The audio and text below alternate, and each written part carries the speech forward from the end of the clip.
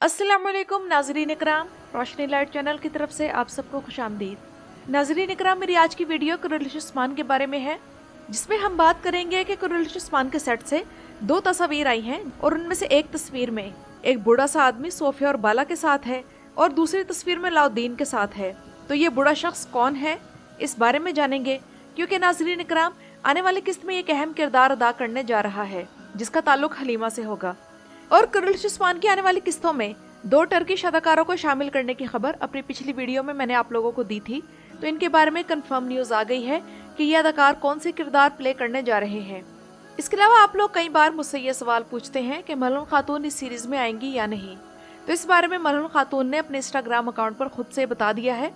तो उन्होंने क्या बताया ये भी आप लोग आज की वीडियो में जानेंगे, और इसके साथ साथ आने वाली किस्त के मुकम्मल सिनेरियो पर भी बात होगी।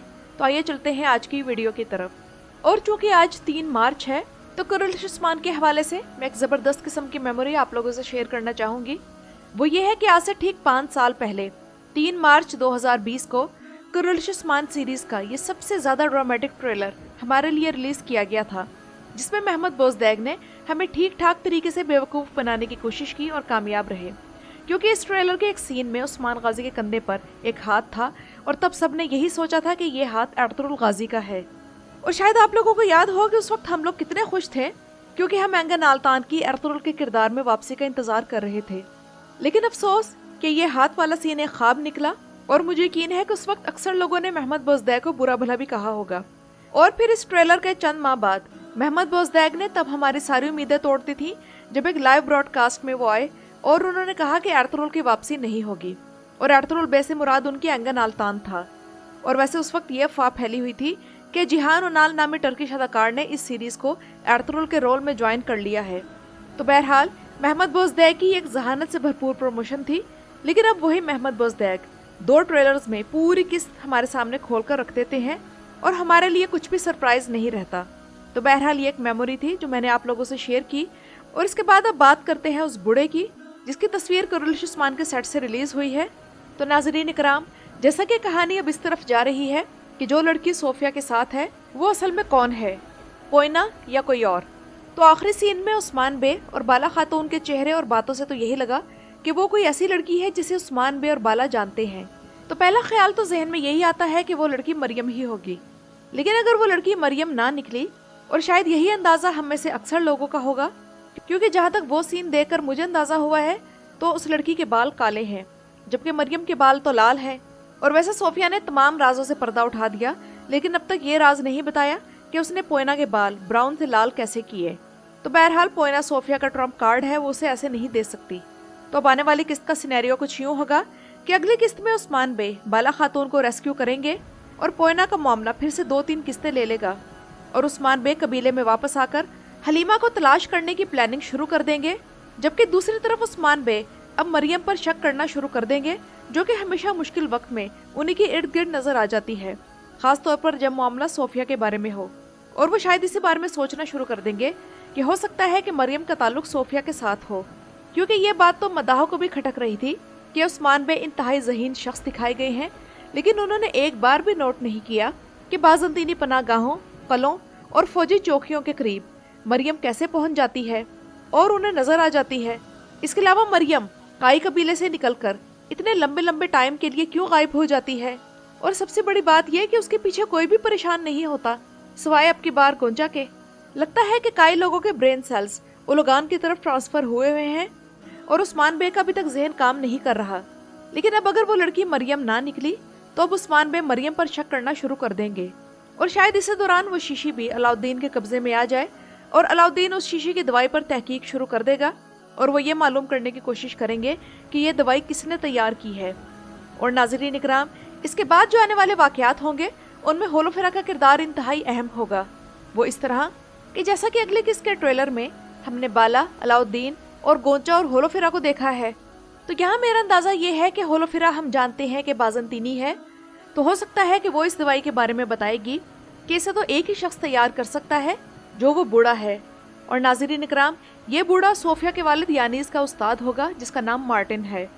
इसलिए बाला, अलाउद्दीन और गोंचा होलोफेरा को साथ लेकर उस बूढ़े को तलाश करने के लिए निकलेंगे। क्योंकि उस बूढ़े की असलियत के बारे में होलोफेरा एक्सपोज कर चुकी होगी। तो कहानी बड़ी दिलचस्प होने जा रही है और बड़ी लॉजिकल सेंस के साथ आगे बढ़ रही है। इसके अलावा पिछली किस्त में हमें यह भी दिखाया गया कि बाला हलीमा की कंघी और कपड़े साथ ले गई है और मरियम जब कबीले में वापस आएगी तो उसे ये देखकर शौक लगेगा कि बाला इन कपड़ों वाली को अपनी बेटी कहकर रो रही है। तो जैसा कि हम जानते हैं कि ये कपड़े और कंघी मरियम के बचपन की हैं, तो वो ये सोचने पर मजबूर हो जाएगी कि क्या बाला वाकई उसकी माँ है और जो लड़की सोफिया ने बाला खातून से छीन ली थी क्या वो खुद वो है।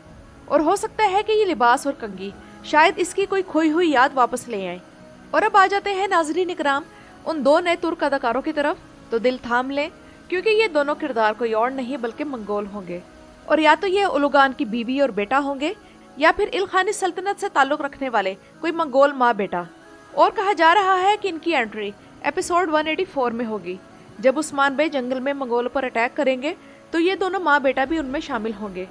वैसे हमें तो उम्मीद थी कि शायद ये काई कबीले से हों, यानी कि ये भी तो हो सकता था कि सावचे की बीवी लीना अपने बेटे अर्तुगरुल के साथ वापस लाई जाती।